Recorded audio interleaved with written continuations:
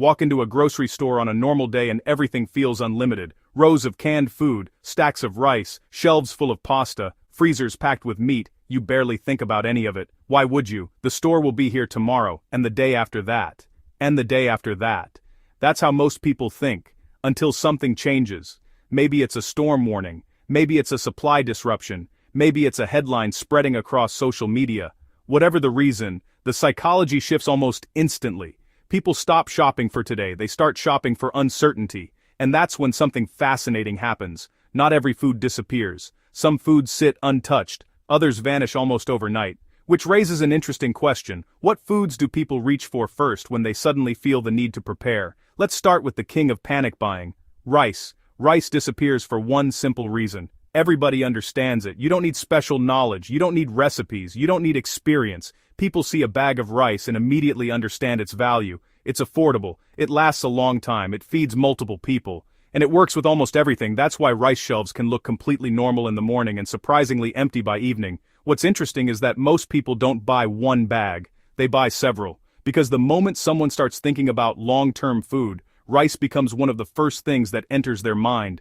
Then other shoppers see carts full of rice, and suddenly they're buying it too. That's how shortages accelerate. Not because everyone needs rice immediately, because nobody wants to be the person who waited too long.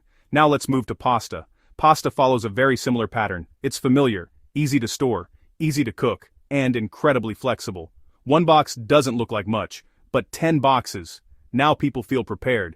That's why pasta aisles often change rapidly. The moment uncertainty appears, shoppers stop thinking about convenience. They start thinking about calories, meal volume, shelf life. Pasta checks every box, and because everyone knows how to use it, demand explodes quickly. Then comes canned soup. Not the fancy soup, not the expensive soup, the chunky soup, the filling soup. The soups that actually feel like meals. People love canned soup because it solves multiple problems. It stores easily, it requires little effort, and it feels comforting. Comfort matters more than people realize. Especially during uncertain periods. When people feel stress, they don't just buy calories, they buy familiarity. That's one reason canned soup consistently disappears faster than many shoppers expect. The next food surprises people. Peanut butter. At first glance it doesn't seem like a panic buy item, then you think about it. No refrigeration, no cooking, high calories, protein, long shelf life. Suddenly its popularity makes perfect sense. One jar can last a surprisingly long time. And because it's easy to eat, easy to store, and easy to understand, people grab it quickly. The same psychology appears again. People don't need instructions, they immediately understand the value. Now let's talk about oats. Oats don't disappear because they're exciting. They disappear because they're practical. Breakfast, baking, snacks, bulk calories. People who never think about oats suddenly start buying them. And the reason is simple. Oats represent security. A large container feels dependable, predictable, useful, the exact qualities people seek when uncertainty appears, and that's where things start getting interesting, because the next foods disappear even faster. Not because they're better, because they solve a different problem entirely, a problem most people don't even realize they have until shelves start looking empty. The sixth food is canned tuna. This is where panic buying shifts. Rice and pasta provide calories, tuna provides protein, and the moment people start thinking beyond the next few days, protein suddenly becomes important. Most households are heavily dependent on fresh protein, fresh meat, fresh fish, fresh dairy. Then uncertainty appears, and people realize those foods have limitations. Tuna doesn't. Open the can. Eat. Simple. That's why tuna shelves often change rapidly during buying surges. People aren't just buying food anymore. They're building meal options, and tuna creates options. Now let's move to canned chicken. Many people overlook canned chicken during normal times, then it starts disappearing, and everyone suddenly remembers it exists. That's the funny thing about panic buying. People don't always buy their favorite foods, they buy foods that solve problems. Canned chicken stores well, provides protein, works in countless recipes, and, most importantly, feels familiar. People understand how to use it. That familiarity matters. The less uncertainty people feel about a product, the faster they buy it. The eighth food is beans, and this is where things get really predictable. Because beans appear in almost every serious pantry. Black beans, kidney beans, pinto beans, lentils. The exact variety doesn't matter, the pattern stays the same. Long shelf life, high value, easy storage, good nutrition.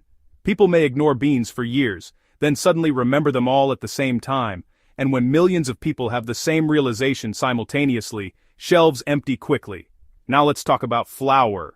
This one surprises many viewers, because many people don't bake regularly. Yet flour still disappears. Why? Because flour represents possibilities. Bread, pancakes, biscuits, pizza dough, countless recipes. People don't buy flour because of what it is.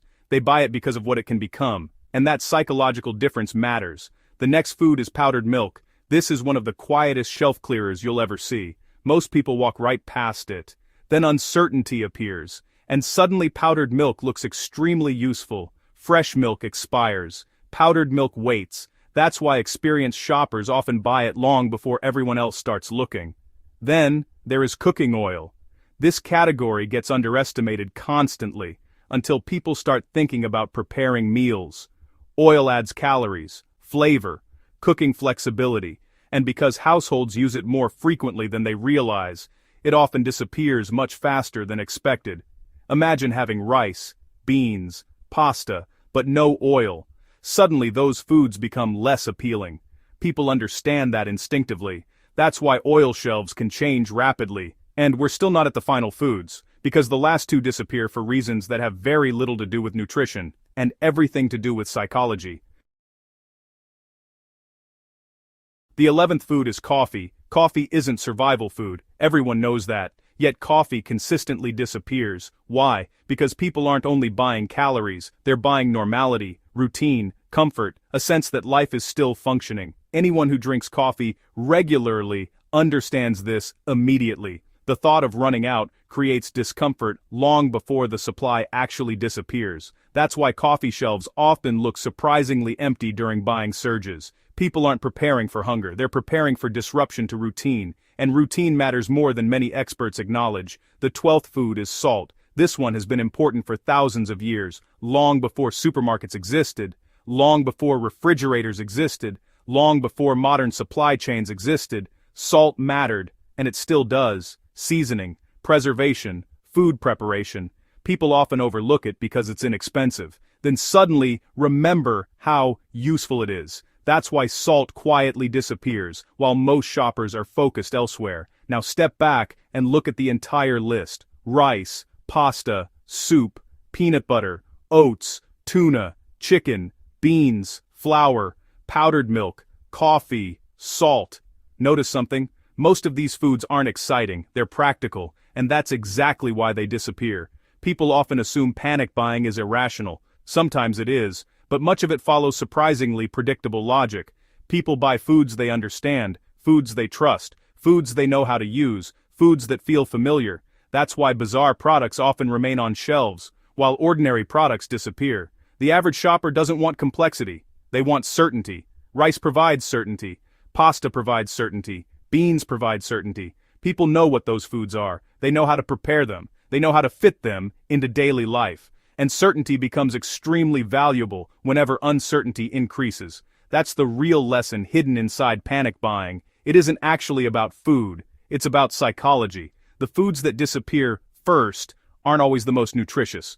They're the foods that make people feel prepared, the foods that reduce anxiety, the foods that create options, the foods that people trust. That's why the same products keep appearing again and again whenever demand surges. Different year, different event, same shelves, same products, same behavior. And that's why experienced shoppers often pay attention to what disappears first, because those empty shelves reveal something interesting, not what people say they value, what they actually value when uncertainty arrives. And history shows that the answer is surprisingly consistent. When people start panic buying, these are usually the first foods to go.